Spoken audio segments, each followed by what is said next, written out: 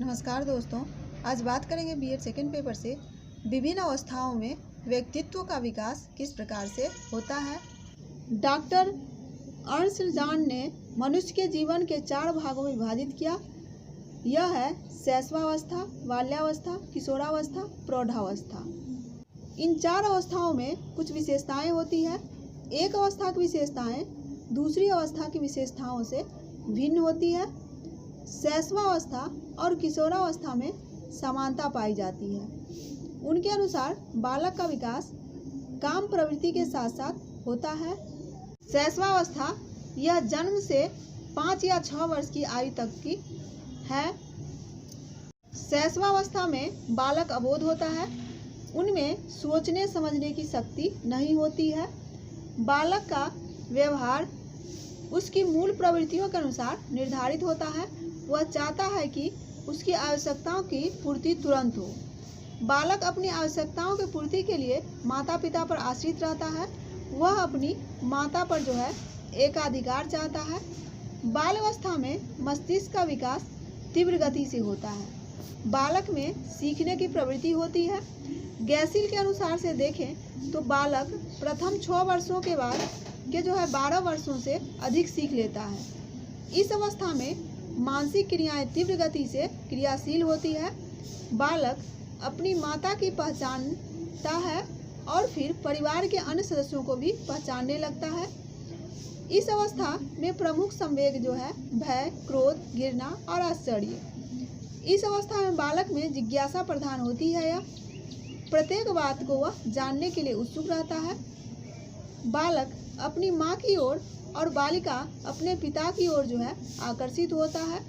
इस अवस्था में बालक अपने अनुभवों को दोहराता है। फ्रायड के अनुसार इस अवस्था में काम प्रवृत्ति का उदय हो जाता है। बालक अपने स्वयं से वह प्रेम करने लगता है। अगला है बाल्यावस्था में व्यक्तित्व का विकास।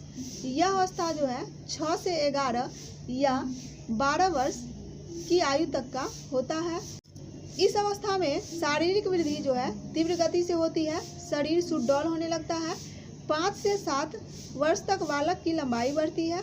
बालक नैतिक और अनैतिक विचारों में अंतर समझने लगता है। समाज इस ओर उसकी सहायता करता है। बाल्यावस्था में उत्सुकता की प्रवृत्ति और बढ़ जाती है।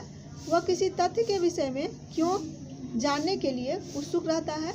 बालक अपनी मूल प्रवृत्तियों पर संयम रखना सीख जाता है। बालक वातावरण के प्रति रुचि प्रदर्शित करता है। वह अधिक ज्ञान प्राप्त करना चाहता है। बालक अपने खेल समूह की ओर आकर्षित होता है। वह घर की अपेक्षा समूह को अधिक महत्व देता है। किसी न किसी समूह का वह सदस्य बन जाता है। बालक समूह के नियमों के अनुसार ही कार्य करता है। इस अवस्था में अनेक संवेगात्मक परिवर्तन होते हैं। बालक अपने मित्रों की ओर अधिक आकर्षित होता है।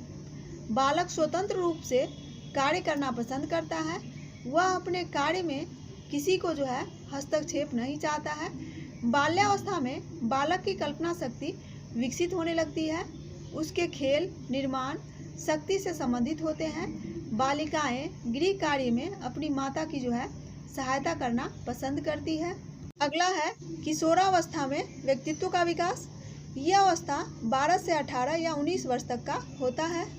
किशोरावस्था में शारीरिक परिवर्तन शीघ्रता से होते हैं। इन परिवर्तनों के कारण बाल्यावस्था का व्यक्तित्व पूर्ण रूप से बदल जाता है। किशोरावस्था में शैशवावस्था के लक्षण दृष्टिगोचर होने लगते हैं। किशोरावस्था आने पर बालक अपने को एक नए संसार में पाता है। बाल्यावस्था की दृढ़ता समाप्त हो जाती है। 14 से 16 वर्ष के बालकों की लंबाई और शरीर के अंगों में तीव्रता से वृद्धि होती है। बालकों की आवाज़ में कठोरता और बालिकाओं की आवाज़ में कोमलता आ जाती है। बालक और अधिक क्षेत्र का ज्ञान प्राप्त करना चाहता है। इस अवस्था में उसकी बुद्धि का निरंतर विकास होता रहता है। किशोरावस्था में किशोर कल्पना में डूबा रहता है।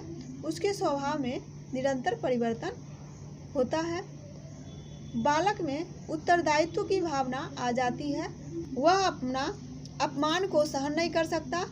मित्रों में अधिक रुचि लेने लगता है, सामाजिक क्षेत्र जो है उसका बढ़ जाता है, आत्मदर्शन की भावना होने लगती है, सदैव वह अपने विषयों में सोचता रहता है। बालक और बालिकाओं में काम भावना प्रबल हो जाती है, दोनों एक दूसरे की ओर आकर्षित होते हैं। इस अवस्था में अपराध करने लगते हैं। बालक बालिकाओं के अपराध का स्वभाव भिन्न भिन्न होता है। किशोरावस्था में बालक वीर पूजा में रुचि लेने लगता है। इस अवस्था में बालक किसी असंभव कार्य को भी संभव बनाने का प्रयास करते हैं। तो ये था व्यक्तित्व विकास की अवस्थाएं। धन्यवाद।